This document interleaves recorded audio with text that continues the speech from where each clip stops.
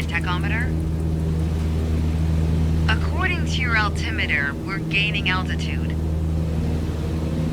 But we're losing airspeed even at full throttle, proving you can't avoid basic physics while making a climb.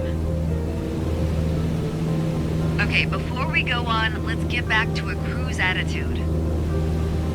Ease up on the yoke and aim your nose just below the horizon.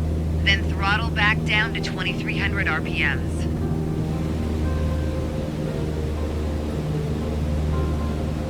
Nice job. We're now set up with the same attitude and power we had at the top of our lesson. Next up is the descent attitude. Start by reducing your RPMs to 1800. Then drop the plane's nose a bit further below the horizon.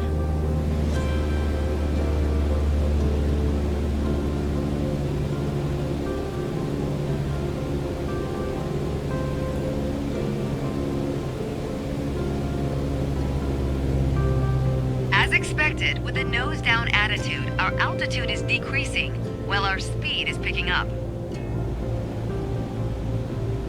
Why don't you get us back to a cruise attitude, and we'll hit the last part of our lesson.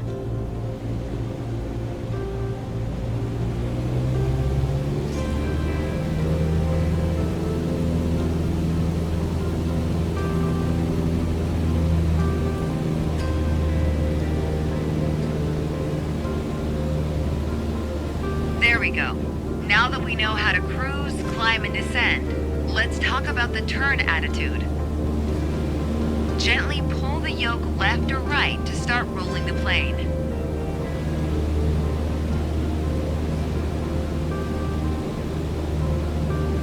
If you take a look outside, you can see how our attitude's changed, but you can also check your instruments for the details.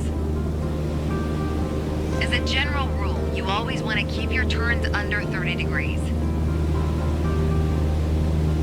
At the top of your attitude indicator, there's a series of notches representing 10 degrees each. Use them to control your roll. Notice the more you turn, the more you need to pull back on the yoke to maintain altitude. When you're rolling out, you'll need to do the opposite. Roll and push at the same time.